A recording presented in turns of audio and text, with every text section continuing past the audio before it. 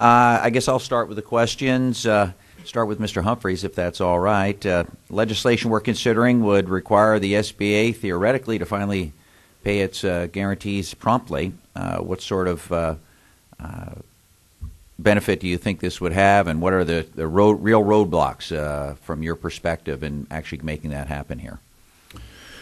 Well, the realistic roadblocks are the fact that you still need to realize on the collateral. If there's assets held as collateral, they need to be liquidated. Oftentimes the process of liquidation, the borrower hires an attorney, the bank hires an attorney, you go through the liquidation process. It's very difficult on the borrower. That can mean survival just in the liquidation of an SBA, a single SBA transaction. Oftentimes it tips them into bankruptcy, delays, and then once you go through that process, and who knows how long it takes, then you can make application to the SBA to realize on the guarantee. Currently that's held up, but if that's expedited, that'll help. But it doesn't help the real issues of the damage that can be done in the process. Very good. Thank you. Thank you. If we're able to actually expedite things, do you feel more lenders would come into the program? Based upon what I see right now, it could help somewhat. I don't really think it is a significant improvement in terms of gaining more participation in the program. And of the proposals you mentioned, which do you think is the most important one that would get more people into the program? Well, refinance of current debt is very large.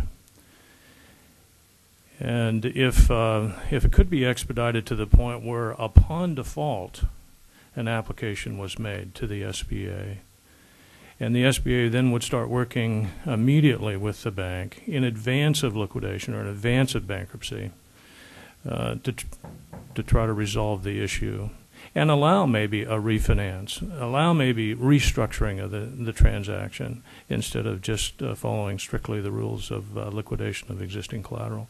That might be helpful. Okay, thank you very much.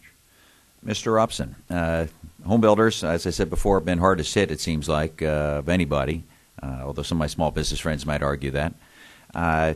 What do you think about the federal efforts so far? I mean, increasing the 7A guarantees and some of the fee eliminations. I mean, the dollar amounts sometimes I think are a challenge, I would assume, for your men and women. So could you comment, please?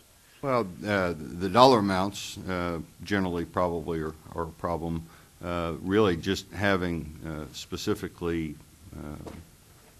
not being able to use the 7A program for development activity. That's going to be most of our members' needs as far as construction loans and development loans, and even in this market there are still some building going on that need to be financed some way. So expanding that so that it would include development activity would be very helpful. Do you have a size in mind? That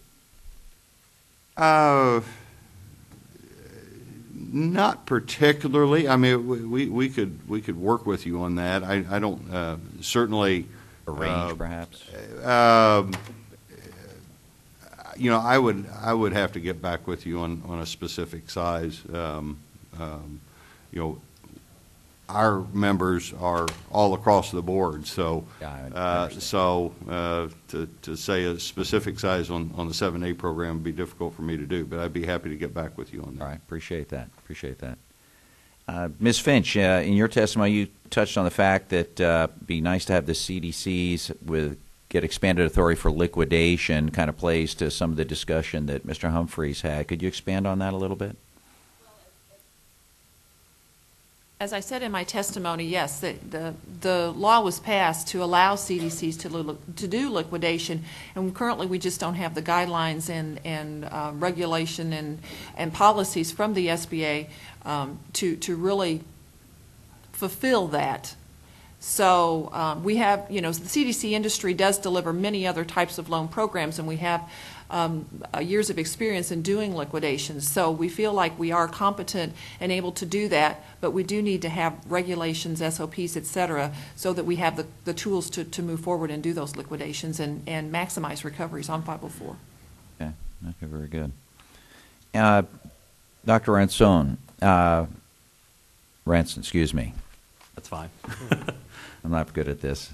Health IT, that's a big deal. I mean, it was in the Recovery Act, as talked about by a number of groups here in Capitol Hill, and certainly as a veterinarian, I've tried to incorporate some of that into my little business world and seen great improvements.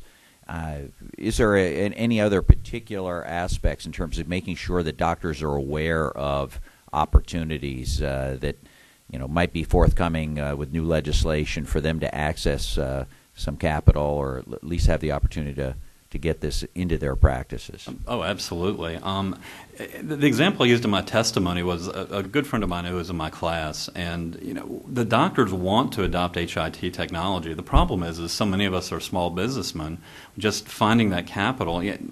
Jeff, my friend, when he went out, he did a good search, and this was last year. It was going to cost $40,000 for 3 people in his office in order to buy the hardware to adopt HIT, and that's exclusive of buying licensing fees the next few years and things like that.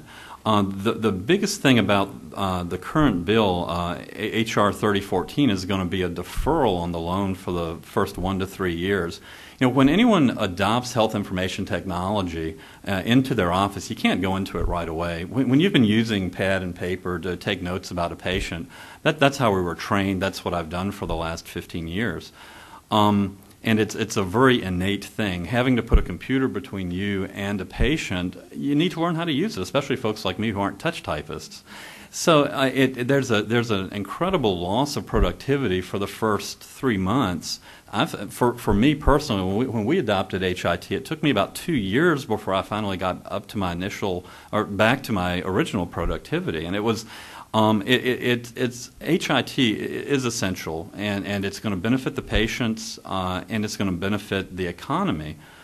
The problem is that the local family doctor out there, it takes a while to get things going. So we are very excited, and we would love to see any type of deferral on these loans for the first 1 to 3 years, so that while our productivity is down, we're not having to pay it back. And an example would be, I buy my car.